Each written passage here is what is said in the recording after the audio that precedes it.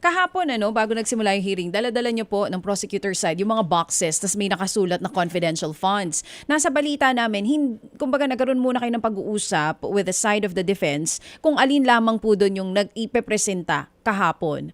Meron po ba mga dokumento na sa palagay ninyo ay dapat na ipresenta na hindi na naipakita kahapon po? Okay. So to clarify ho, no, kasi nga ho, we're talking about 15 boxes no of documents dito ho sa usapin ng confidential funds. Kahapon, para ho mapabilis no yung paglilitis kahapon, we asked them to stipulate, meaning mag-agree na sila, sumang-ayon na sila na itong mga dokumento namin ay authentic no para hindi na kailangan isa-isahin pa ng aming testigo. Bakit ho namin hiningi yun? Dahil itong dokumento na to, common exhibits ho ito, parehong minarkihan ng magkabilang panig. In fact, nanggaling ho ito mismo sa Vice Presidente no dahil ito yung mga liquidation reports na sinubmit ng Office of the Vice President and Department of Education sa COA. Ngayon ho, during the preliminary conference, kami na ho ay nag-request na na mag-stipulate na noon pa lang i-compare na namin yung kopya na hawak namin para mapabilis, pero hindi ho sila pumayag doon. Kaya nakita ho natin kahapon nagkaroon ng delay ng mga 1 oras para doon ho nag-usap yung magkakalang panig. So, but thankfully, in the end, nag-agree din sila to stipulate to some of them, although sabi nga ho kahapon mayroong 845 acknowledgement receipts na hindi pa sila nag-agree na mag-stipulate.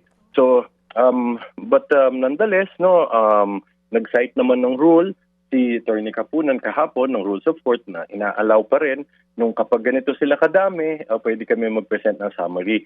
Ganun pa man, we will present at least a sampling or some of those acknowledgement receipts. Na nasimula naman natin kahapon, nakita natin yung, for example, yung Mary Grace Piatos, yung mga Andilim, Pikit, mga ganun. Oo. So tama po ba yung dinig ko? May 845 acknowledgement receipts ang hindi inalaw ng depensa? Hindi lang ho sila nag-agree to stipulate on these documents. Although even if they came from them, kaya ganun lang ho yun. But at the end, ang impeachment court naman ho magpapasya dyan kung tatanggapin ho. Oo, kasi nga po kung bawat isang acknowledgement receipt ay ipipresenta, it will take decades, no? Tama po. Oo, kasi nga bawat isa, di ba, ilang minuto yan.